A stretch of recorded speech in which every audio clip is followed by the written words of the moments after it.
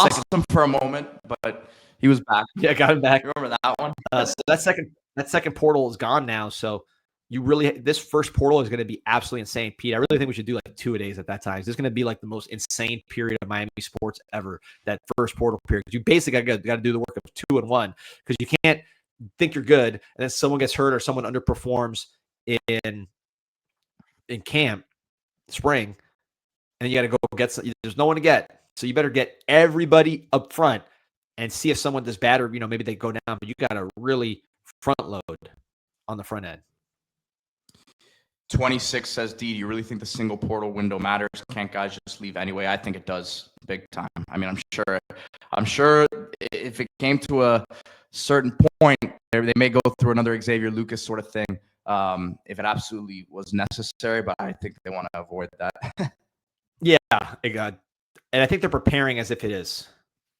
So that's really what matters. Like, I don't think anyone knows. Like, no one really knows what the rules are or how this stuff works. I don't think anybody does. It's bizarre, but they're operating that way, which I think is the important thing to note when it comes to. By the way, Pete, man, 2,100 on. Winning is the best, man. When we win, people. I mean, when you're inching closer to history, the views tend to get bigger, my friend. This is history, man. This is. You laugh, but this is what it is, man. We have not been anywhere near where we are as a program in 20 plus years, man. It's a wonderful thing. You have to thank Mario Cristobal and staff for getting us to this point. I'm ecstatic, man. I'm the clam, the feeling of a clam is coming on, man. Let's go win these next 2, and I'm a happy man, and I am shouting to everyone who can hear that Mario Cristobal is the best man for the job. That's how got to get these next 2. Got to get these next 2. All right, well, I was going to get us out of here. We're 124 in. Canes Cat says we still haven't talked about recruiting. So, Pete, I know you've been talking to people. I know Gabby just did an update with Blake Stewart, which I'm sure he's hearing from Georgia and folks there that they feel pretty good about Blake Stewart. I haven't felt good about that one. No, I told you that after that I said on the show, like, look, if he leaves Miami, and I think you felt similarly too. Like, if he leaves Miami, and by the way, at this point, it's almost a mutual thing at this point because, like, I don't know that Miami is even going to continue to play that game. Like, I've been down here multiple times, right? So I don't see that one happening. Gavin Mueller hurt that one phenomenal this week, and wouldn't be surprised to see that one pop this week. So that's obviously really nice at tight end. But let me tell you something, man. They obviously are. I think they're pretty much done. Like we'll see what happens if they land one of these defensive linemen. You get Mueller here, Amari Latimer. But other than that, man, I think that's what you're focused on right now. I know people have been asking about Jalen Lott. I haven't personally confirmed how much interest there is there. If that's like a legit thing, obviously, it's something that they would love to make happen, but I don't see that happening now at this point. Yeah, I think you're really focused on these 3 guys or so right now. Yep. So we'll see how it finishes. Obviously, let's finish with a top 10 class. Let's finish with a class that's as impactful as last year's class. So we'll see these last couple. I know Kellen Wiley was a game day surprise down the stretch. So we'll see. I think they're gonna play it to the whistle, like they always do, and recruit like crazy, try to flip like crazy, put pressure like crazy, and let's see where the dust settles. So I think the goal is really a top 5 class. At this point, the goal is top 10 class and hit on some of your evals and get guys that are ascendant, having good senior years, which I think for the most part, pretty much this whole class, especially the guys you've added, have been big time risers from a senior perspective.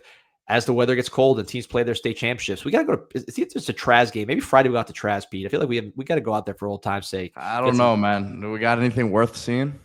It's so bad locally, man. I just want to get out there. I miss it. We get they're gonna get at us in the comments. It'll be a little chilly, so we got to get some chilly gear. I know those of you living outside of beautiful Florida might be even chillier than us, but go to Miami Hurricane Team store, MiamiHGS.com, the actual store right across the street from the University of Miami. Promo code INSIGHT20 will get you 20% off your first item at any of those places. Plus outerwear, you get 20% off across the board, so you can get multiple items for 20% off. The bomber jacket, the sweaters, the undershirts, the pullovers.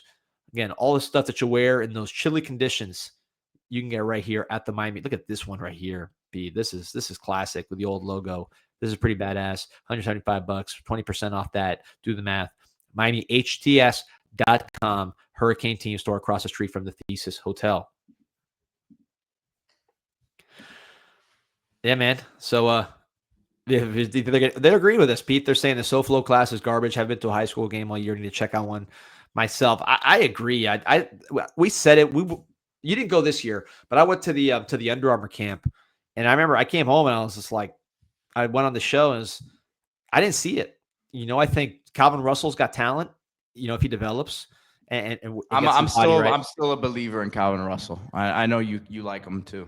Well, I'm a believer in that. Like, I heard he's a hard worker, and I know he's very talented. So usually those two things tend to lead to good results. But there is a lot of projection baked into Calvin Russell compared to like maybe other guys in that range, like that 5-star range, high 4-star range. So I think you have to project with him.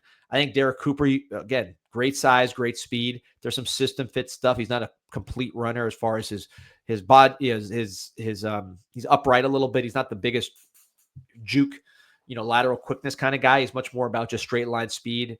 I do compare him to like an Etienne, the Clemson Etienne, I think, if things go right, but that's not a sure thing projection. And then Diabell's always hurt. I like him, but he's always hurt. He hasn't really had that full season. So, like, those are the top-rated guys locally. They all have question marks. I mean, a guy like Jeremiah Smith, Ruben Bain didn't really have many question marks. So these guys have maybe more question marks at that top level. And then the second level, maybe there's an Isaac Brown or someone that pops, but I don't see a lot of great players. I'll watch senior film and really break down South Florida, but I'm not blown away by what they have. To me, the best player locally, I've been saying it all year, is Jason Lopez. I think he'll end up being the best player, at least as far as a college football production standpoint. He'll be either the best or in the conversation. So, we'll see. I don't think anybody anticipated Fernando Mendoza being the number 1 pick Heisman winner coming out. So who knows what the future holds, but yeah, not a great local class, man. It's good that we have the budget now to go national. D's Nuts says, is Pete dumb or just trolling? I'll say, number one, I'm not an astrophysicist. So you might be right on the first one. But what am I trolling about, man? I'm not a troll. And you're not short. I'll say you're not short. You're over 6 foot. Yes. So, all right, man. Well, listen, appreciate everybody joining us on the show. Great show today. Great vibes when we're winning. We got to keep these things rolling. But remember to like and subscribe to the show. Go Canes. Go Canes.